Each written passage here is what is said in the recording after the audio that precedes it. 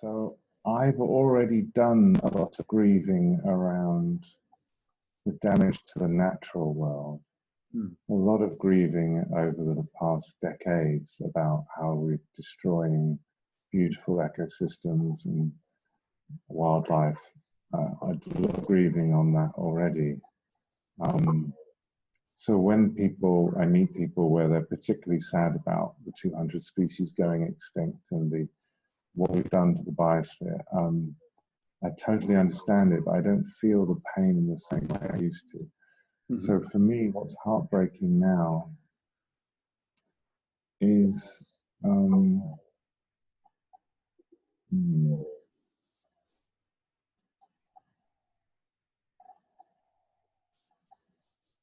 my own cowardice.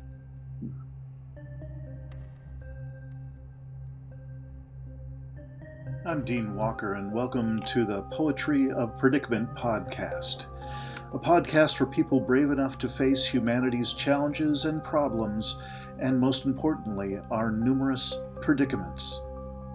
The Poetry of Predicament is a podcast meant to inspire us to bring forth grace, beauty, and connection with the web of life in the face of a predicament-laden world. Our guest this week is Professor of Sustainability and Leadership at the University of Cumbria and now viral blogger regarding global collapse, Jem Bendell. Hope you'll overlook the rather shoddy audio quality to listen to this remarkable speaker with a remarkable point of view about our global collapse. Jem Bendell. Yeah, it's just been a real pleasure to watch your viral rise to, if there is such a thing, in what some people call the Doomasphere, of being a rock star in the Doomasphere. I think you got it, man.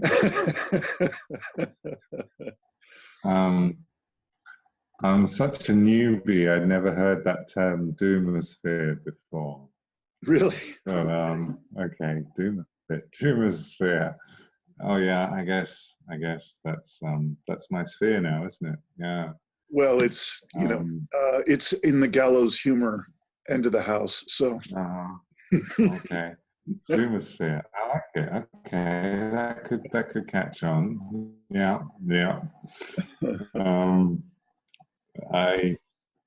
So what did you say? That it's been interesting to see the rise of me into that area. Yeah.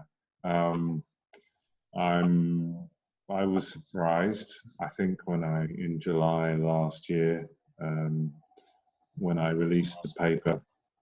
I thought it was as much sort of closing a chapter in my life. It was almost like saying goodbye before I moved on and discovered what I wanted to do next with my life. And then it's done what it's done, which it took off.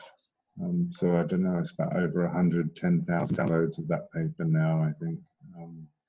And yeah, it has made my life quite different. Yeah. So it's been interesting to try and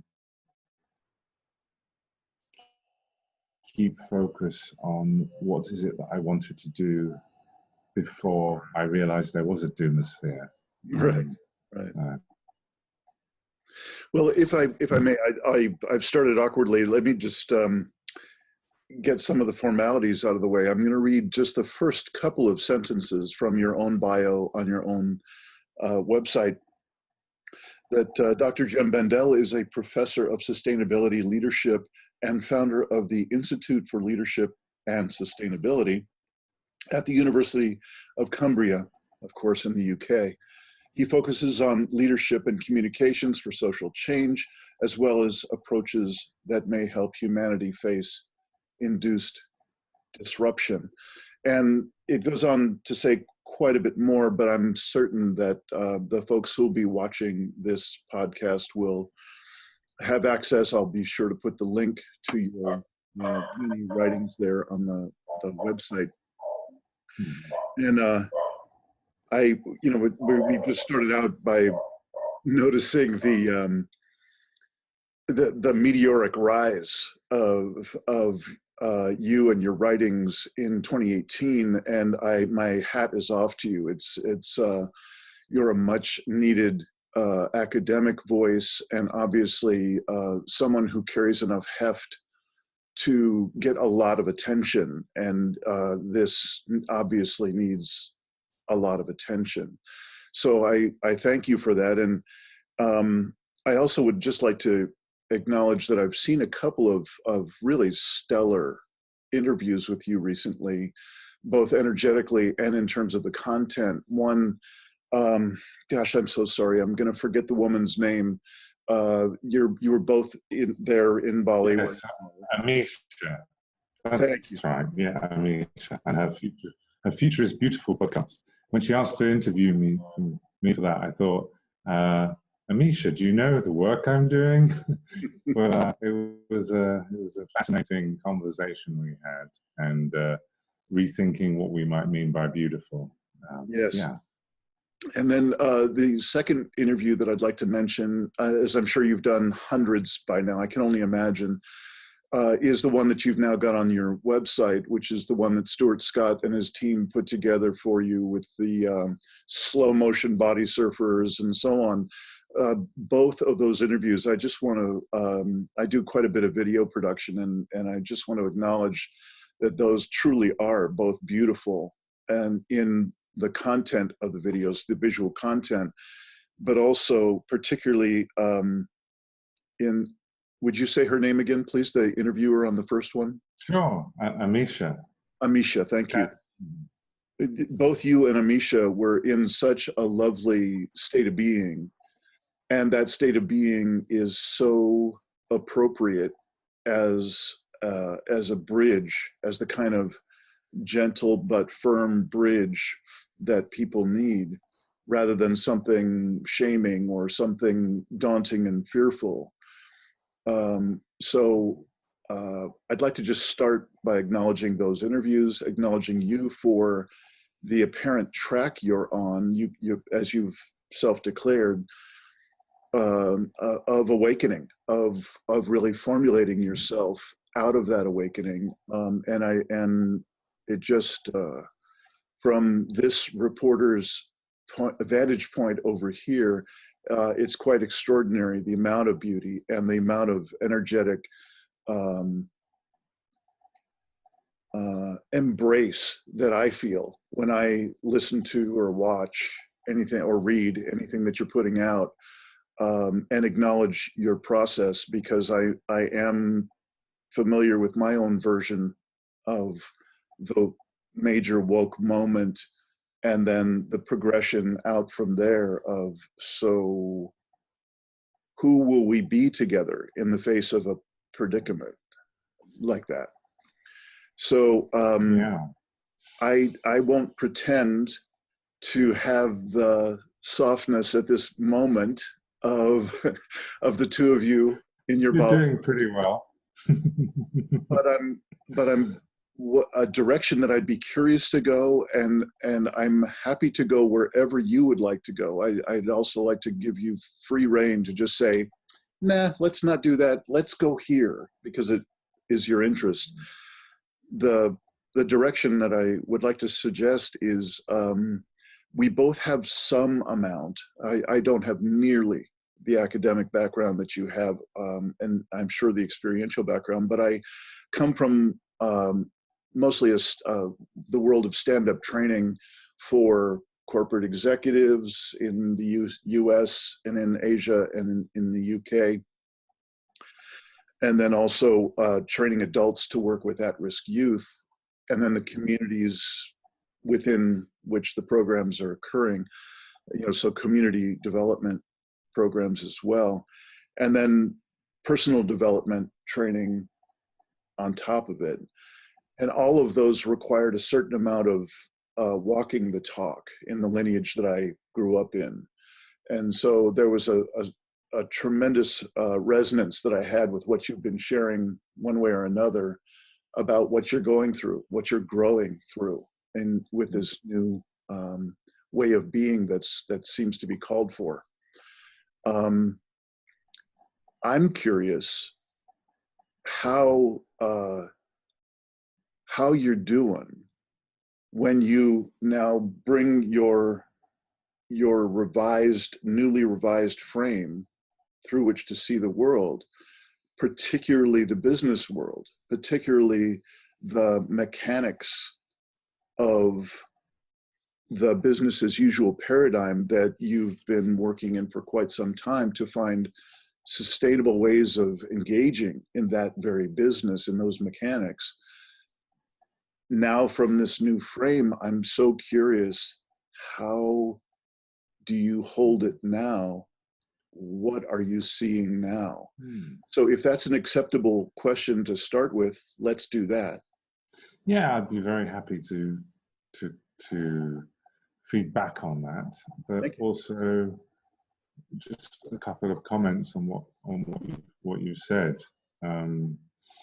It's fascinating to hear the impression you've got of my own process, and I have definitely given a lot more time to who am I, and really trying to resist becoming too busy with the kind of attention and the various initiatives that are starting around the climate predicament.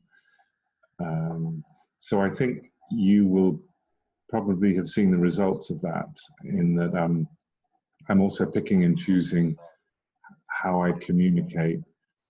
So I'm using my own blog a bit more, and I'm talking to people who want to talk in certain ways. So I had quite a lot of invitations to do mass media, so BBC, all kinds of mainstream, and I don't really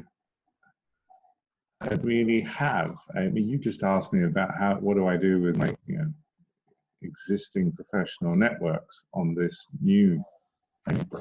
But also, this is even beyond that. I mean, it is something of general public interest, but I don't really have a very clear message or narrative for a general public audience yet. And I'm very aware of how this kind of issue can be badly communicated and lead to unhelpful discussions. So I've been doing more of this sort of independent media and also my own blog for the time being, and that also allows a much more heartfelt, open form of expression, where I'm quite happy to share the fact that I don't really know what I'm doing. I mean, you don't really go on the BBC and say, well, I used to be like really, really good at my area, and I've worked in there. I've got 100-odd publications on corporate responsibility, and you're talking to the right person here. And no, I can't. You can't go on the BBC and say, actually, that's all kind of not really useful anymore, and I don't really know what I'm doing, but I've decided to be a bit public about the fact I don't know, and report my learnings along the way. And that's on the one hand, that's a way for me to approach this without sort of hiding away until I think I've got expert knowledge on collapse and how it might happen and what we must do. I mean, but it's also a way of processing my own emotions and difficulties by reaching out to people and sharing my own reflections. But it might even be possibly a form of delusion and denial.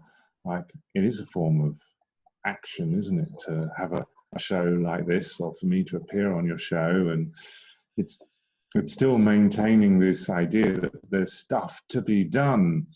So yeah, I'm still active, but still making sure that I'm not telling myself stories that this is really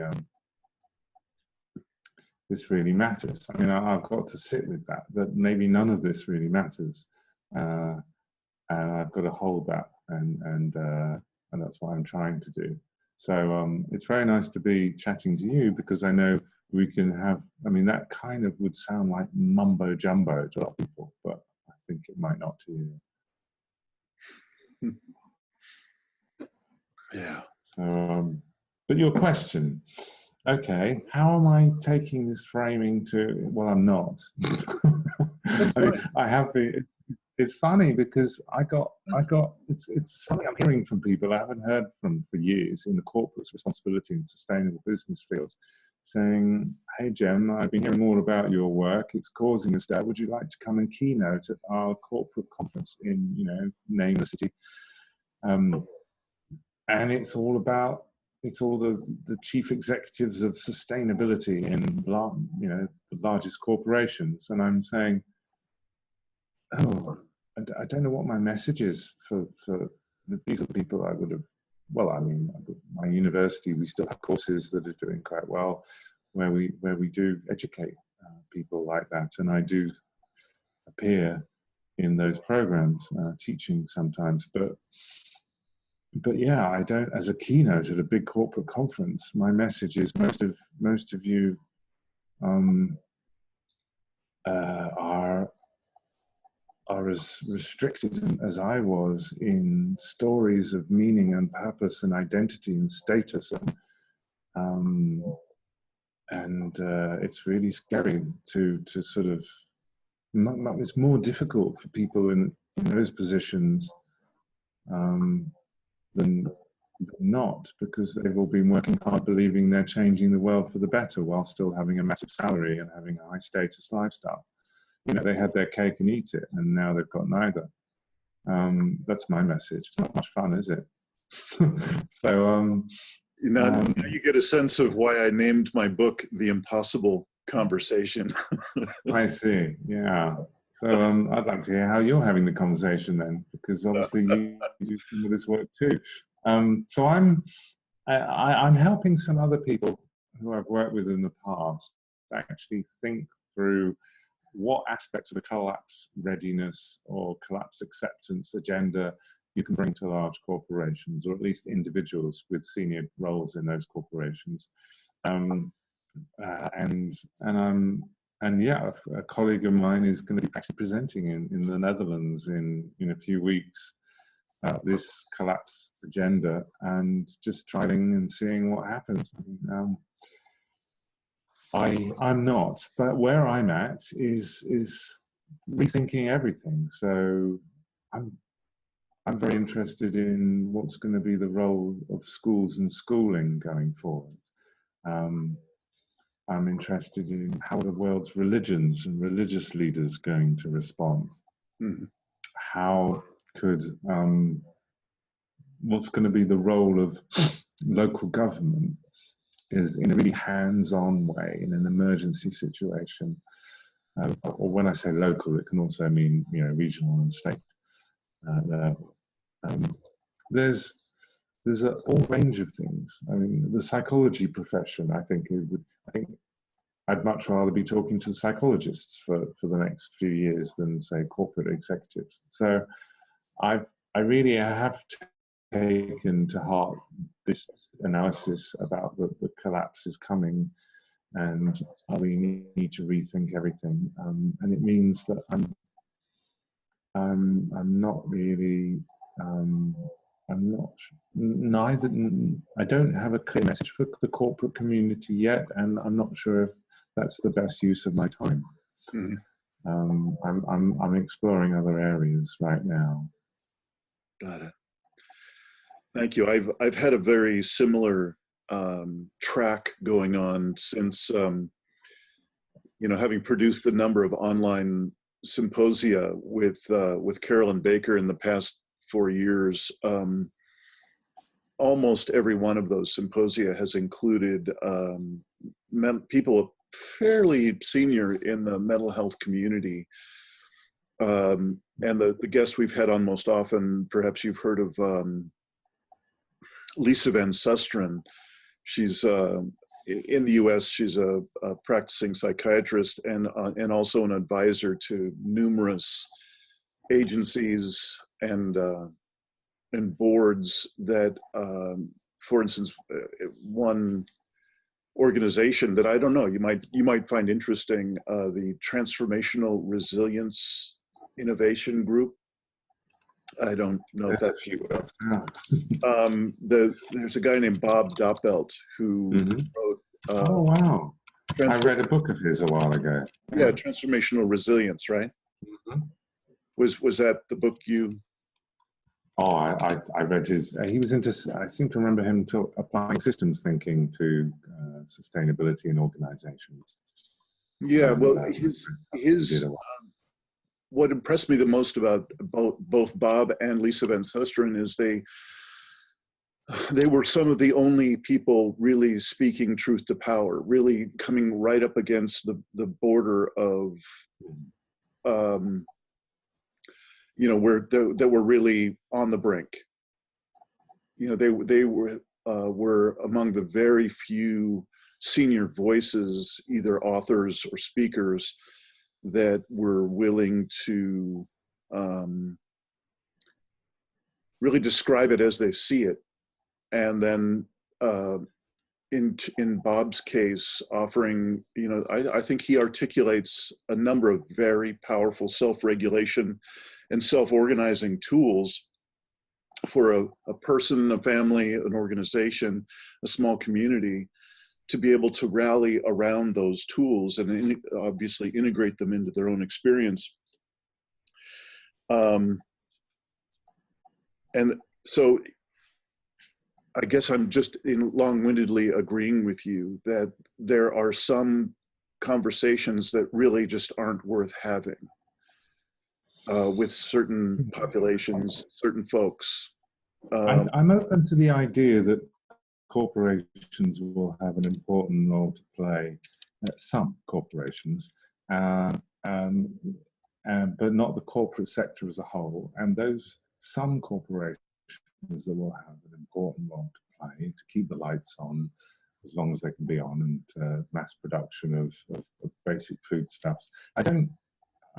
I'm not entirely sure that they will be able to be run as shareholder corporations in what's coming, and that they may actually just be commandeered by national or local government or whatever forms of organisation are open to us at the time, maybe some other form. So yeah, I could I could look into that. At the moment, I'm rather busy, sort of just trying to respond to the interest in this broader agenda, which I describe as people who are prepared to accept that a societal collapse because of climate change is now inevitable and in the near term. And we can guess when. It's in complex systems, it's impossible to say exactly when, but we can guess within 10 years. Some people say within a bit longer, some people say sooner.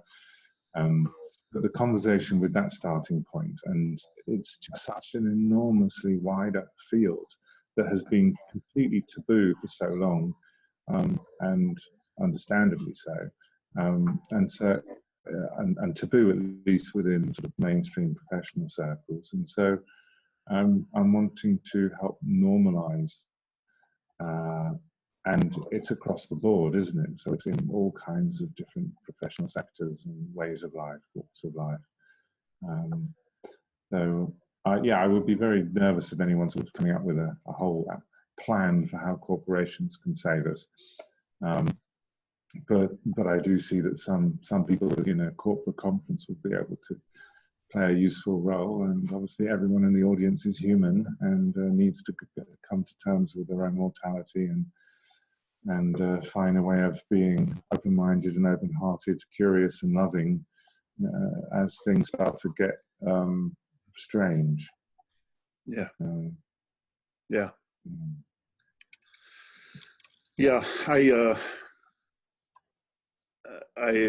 I'm with you. Just seeing the evolution of the predatory nature of the capitalism that is present now, in the 60 years that I've been alive and been attending to. So what is this? How does this world operate? For at least 40 of those years, I'm seeing it's truly weaponized. The capitalist structures, the corporate structures,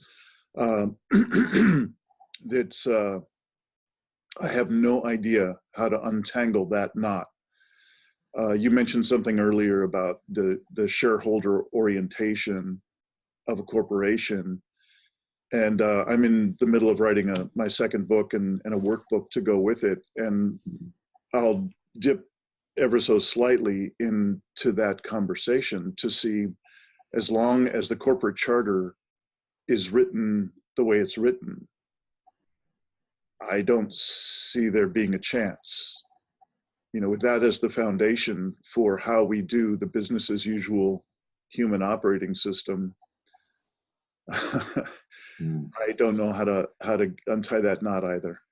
Right. Yeah. I mean, there's the limited liability corporation, the stock markets, but also the monetary system itself, the way our money is bank issued debt, and the interest system there as well. So there's so many system design flaws which have encouraged us to create cultures which are needy and greedy and destructive and not very supportive of compassionate ways of thinking and feeling and acting.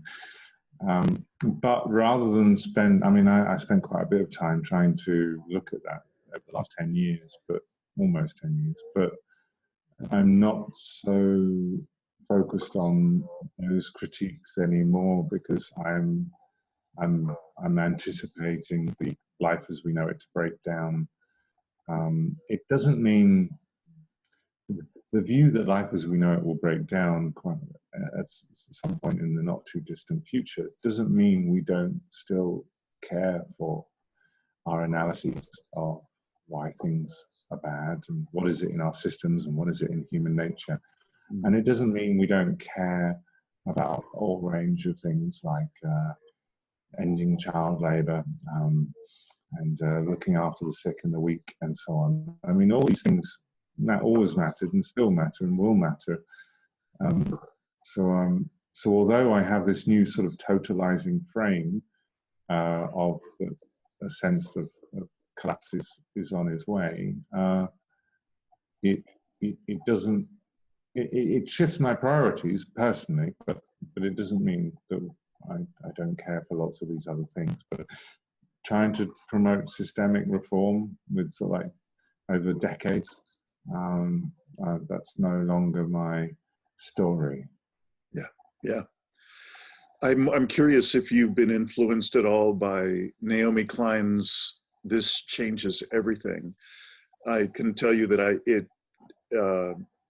it was a wonderful kick in my butt, because it was exactly then when she released that I started the writing in my first book. And just with the title alone, she so nailed it, that indeed this does change everything. And as you were just saying, she wove together things, you know, it took me at least 6 months to be able to get my head around. I knew about the inequity issues. I knew about social and environmental justice issues.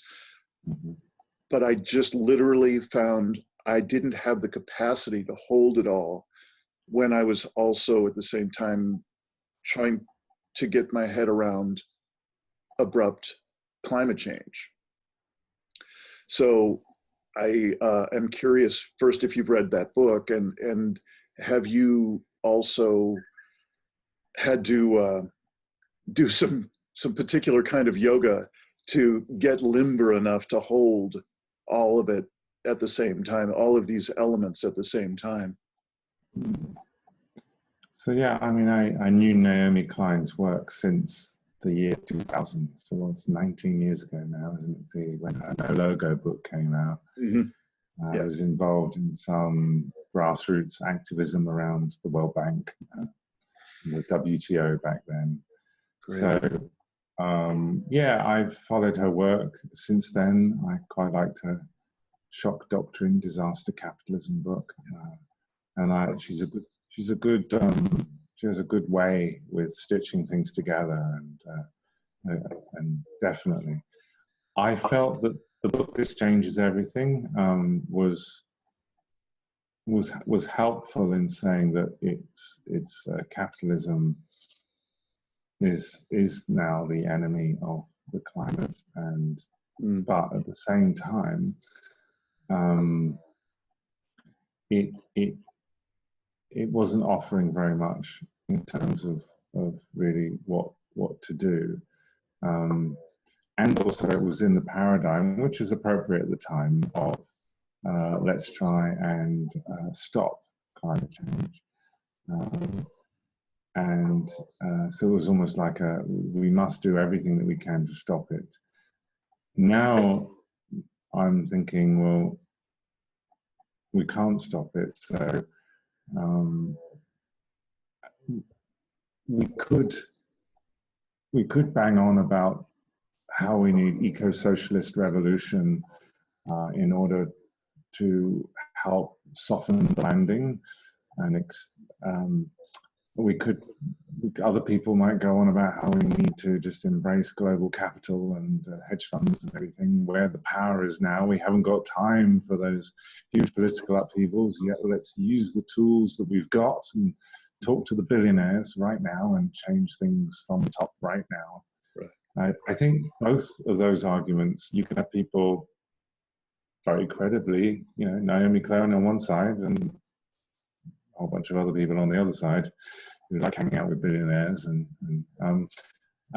they could marshal arguments for it. I'm welcoming all such arguments, but I'm inviting people to be prepared to drop their need to write and to realize possibly their old frames and theories may not be as useful. They may not then. You mentioned yoga, so their old frames may not help them be as agile as they need to be with this sort of really sort of strange predicament we're in.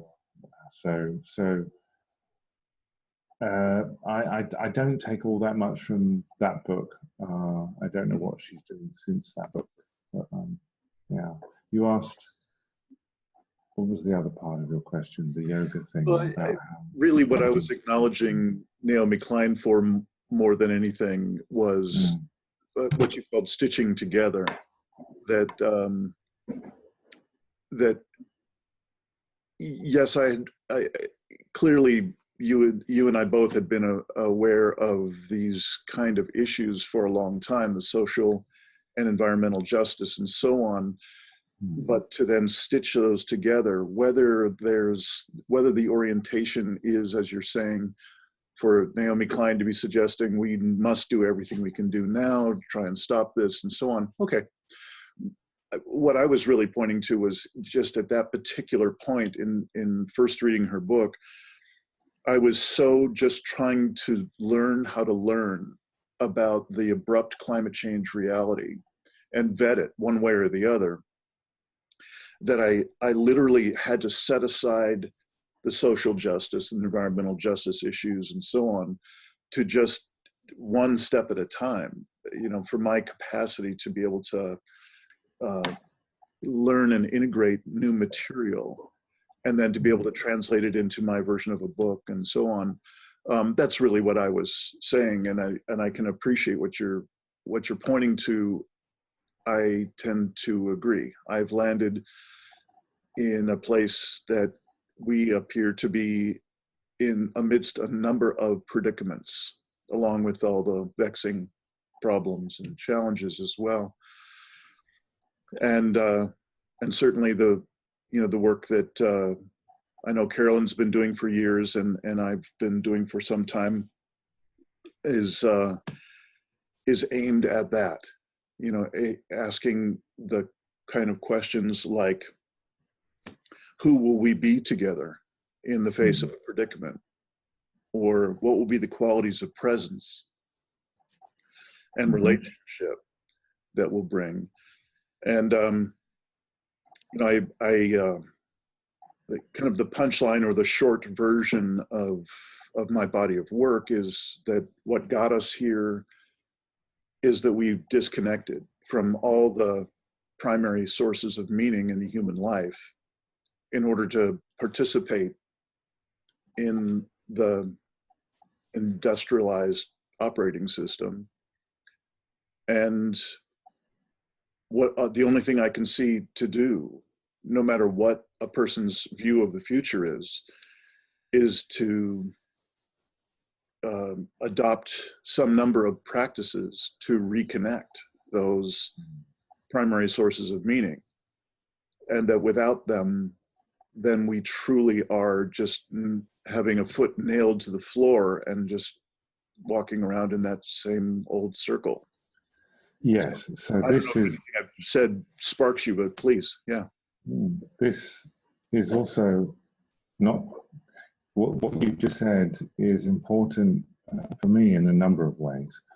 One is that many people who come across the idea that collapse is imminent and take it to heart, then respond in ways which I think are a little bit understandably but quite panicked.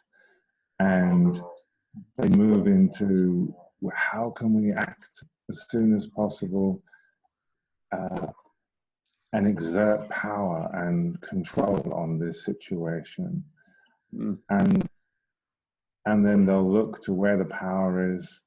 And what happens is they sort of, I think, risk just repeating the attitudes and perspectives that are, as you have said, are at the heart of the crisis. And that is the othering of everything other than ourselves and those that look like us and talk like us. So, and the desire to control and protect ourselves from others. And so it's that fear-based and ego-based way of being which we then incorporate, we systematized, we codified it, we operate in our operating system, our economy, through the money system, through limited liability corporation, through stock markets, and share ownership, and also I think through electoral democracy is a very, very poor implementation of a philosophy of democracy as something where everyone is sovereign in relation with all other sovereign beings, and learning together and deciding together. I think the idea that, elections every few years, based on information you get through a corporate system, and where you have very few other means of sort of talking, learning, acting as a citizen. I think, that's all these things are sort of connected. It's not like climate change is an accident. It's not. It's the result of the way humans have been behaving, and then the systems we created to incentivize certain ways of feeling and behaving and ways of experiencing the world. I mean, none of us have been born outside of a system where everything had a price, and everyone was worried about how much money they had in their purse. And we've been born into a mentality of scarcity and competition. Mm-hmm. And also a mentality with sort of decision making so very far away from home that we kind of think that it's all done somewhere else. And so we've been born into these systems, and so in a sense it's nobody's fault, really. But yeah, I think if people for me, I talked about climate change being a bit of a severe mirror on our consciousness. We should really ask deep questions about why this has happened. And I think a lot of people who are really scared about the situation and panicked, they don't do that. They just want to exert control, and so they risk being fear-based and egoic in the same ways. So that's why I think what you say is very, very important. I want to invite people into a different way of feeling into this predicament, with open hearts and open minds, and all emotions are understandable. All emotions can be welcomed in the sense that we're human, and this is a really, really shit situation, and fairly unprecedented. And if it doesn't shake us to the core and make us feel like we have no idea about who we are or what to do or anything, if it doesn't do that at some point, then you're not really listening. You're not really taking it on board. So all emotions are welcome, but the problem is we don't want people to be acting out of the basis of anger and fear. We need to go through that, and we need to invite each other back to love in the way that we then think about what to do. Yeah. Yeah. Do you mind if I ask you a more personal level of question? Well, we'll find out. Okay. I'm just curious, given what we're talking about and what you've been so immersed in for a while now, you know, what particularly moves you or concerns you or breaks your heart about what we're seeing and experiencing and we're talking about now? Moves me, concerns me, or breaks my heart.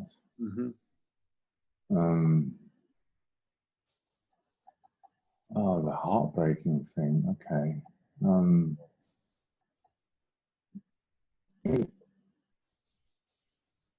So I can say what doesn't. So I've already done a lot of grieving around the damage to the natural world. A lot of grieving over the past decades about how we're destroying beautiful ecosystems and wildlife. I did a lot of grieving on that already. So when I meet people where they're particularly sad about the 200 species going extinct and what we've done to the biosphere, I totally understand it, but I don't feel the pain in the same way I used to. So for me, what's heartbreaking now is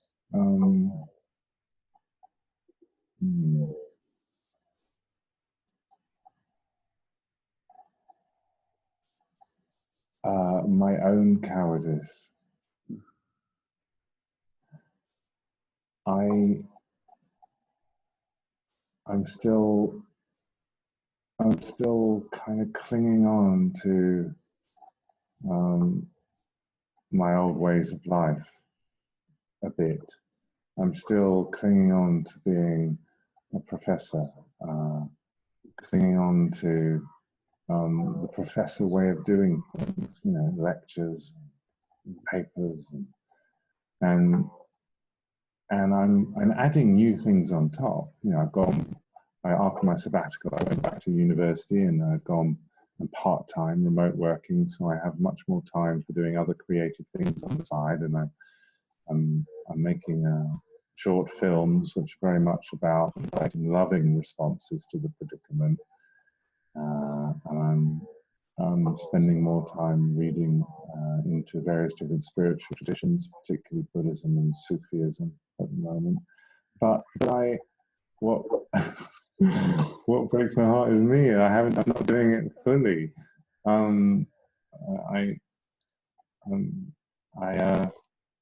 That's the thing I'm a bit bugged by. That's kind of, that's not a prepared answer. I appreciate it. Otherwise, I think it's, I feel pain around the way we are as humans, individually and collectively. Unfortunately, we will make matters worse than they have to be. You know, quite a lot of the climate disturbances, humanity could reduce the harm associated with them. But through our ignorance and our neediness and our egos and our fears, yeah, we're gonna, I think we will make matters worse. I mean, in the same way now, we have 900 million malnourished people on Earth, and right now, that doesn't have to be that way. I mean, there are people starving today, and it doesn't have to be that way. So that situation is going to get a lot worse, but it could have been, the sad thing is that we make it worse by our reactions to things. Mm-hmm. That's painful, but then that's the basis then for finding, if you feel you need a purpose, then it's a basis for finding purpose, of staying engaged publicly, because you can then help people spot those behaviors and invite other behaviors, other ways of feeling and thinking. And at the moment, that's what that's what feels right for me. I mean, in 2019, that is what I'm doing in this space. Right. Well, you've snuck right into the second question, which is, what inspires you, or what forms a kind of something on the horizon to step forward toward. Is there anything else that you'd like to say about that? What is calling you forward, or have you just said it?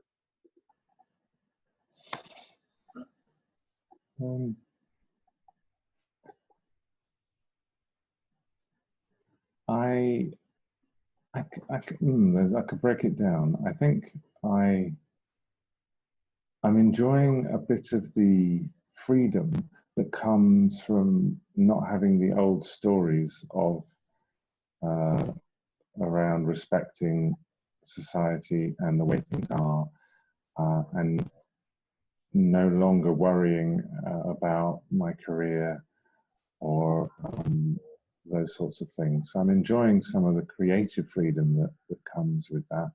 As I've said, I don't feel I've fully jumped, and I'm wondering about that. But so that's a good feeling for me, that freedom. I'm also enjoying the way that I'm, with the amount of attention that I'm getting, I'm finding ways of helping others step up themselves on this topic. And it is really funny. I mean, I've got an executive assistant who's brilliant, Matthew, and he, every so often I have a bit of a check-in at what he's writing to, because I'm getting, I don't know, maybe a dozen emails a day. It was more at one point, but from people I don't know, of all walks of life. Mm-hmm. And it is funny how some people, they want me. They want me to be speaking. They want me to be there. And Matthew will reply saying, "Well, it's not about Jem. In fact, you're in that city. Oh, and you're doing that, and it's involving permaculture or local currencies, or it's an educationalist conference or schooling conference." And he'll make other suggestions for other people. And some people are very grateful, and other people will be really annoyed and say, and they'll even write back saying, "No one's brushed me off like that in 20 years of working in this field." And like, well, it's not about me. So I'm actually enjoying the opportunity I have to sort of put people in touch, and I'm going to be doing a bit more of that. Because it makes it feel less lonely. It makes it feel like it helps reduce that egoic story that it needs to be me doing a lot of things, and so that's a bit help.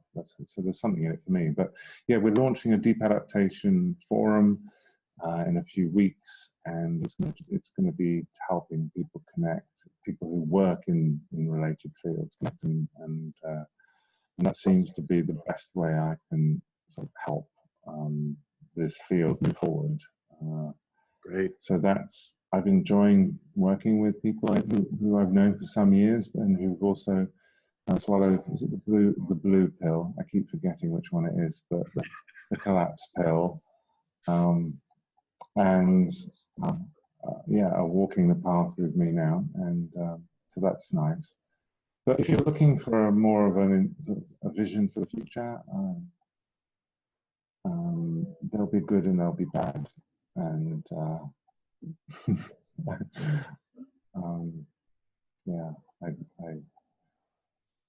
my hope is that more of us will, more people on Earth will give themselves the time for reflection and to sink into what really matters, and